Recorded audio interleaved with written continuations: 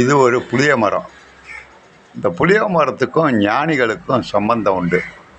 அதை பற்றி தான் இன்று நான் உங்களுக்கு கூறப்போகிறேன். என்ன சார் புளிய மரத்துக்கும் ஞானிகளுக்கும் என்ன சார் சம்பந்தம்? ஒரு புளியங்காய் இப்போ காயாக தான் இருக்குது, இன்னும் பழமாக பழுக்கலை. இந்த புளியங்காய்க்கும் ஒரு காயை பறித்து அது நரம்புகள்லாம் இருக்கும், புரியுங்களா? அதை பிச்சு எடுக்க முடியாது தனியாக. புளியங்காயில் உள்ள நார் இருக்கும், புளியங்கோதுன்னு சொல்கிறோம்ல, காயாக இருக்கும்போது அதோடைய கோதை எடுக்க முடியுமா? எடுக்கவே முடியாது.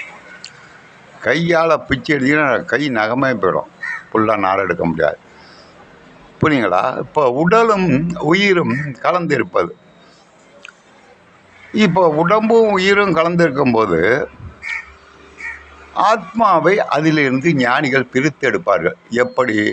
ஒரு புளியம் பழமாக மாறிட்டுன்னு வச்சுங்க, அதன் தோலை உடச்சிட்டு அந்த கோது இழுத்திங்கன்னா அதனுடைய நரம்புகள் பூரா தனியாக வந்துடும். சுத்தமான பழமாக இருக்கும்.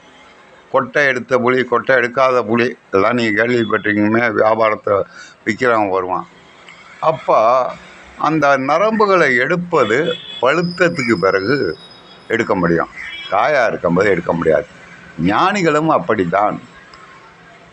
அதாவது முற்றும் துறந்த முனிவர்கள் பழுத்த பிறகு அந்த உடலில் உள்ள நரம்பு இருக்கிறது மாதிரி புளியங்காயிலிருந்து தன்னுடைய ஆத்மாவை கலட்டி விடுவார்கள்.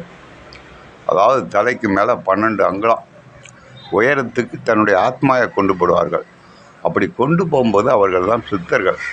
அவர்களுக்கு வியாபகத்தன்மை, இந்த பிரபஞ்சம் பூரா நடக்கிற விஷயங்கள்லாம் தெரியும். இன்றைக்கி எல்லாம் சித்தர் கோயில், தமிழ்நாட்டில் 18 சித்தர் கோயில் இருக்குது. எல்லாரும் சித்தர் கோயிலை போய் வணங்குறான். ஏன் வணங்குறான்?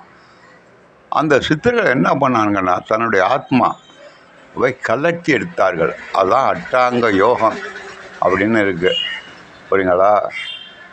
அந்த அட்டாங்க யோகத்தை எழுதியவர் ஒருத்தர்.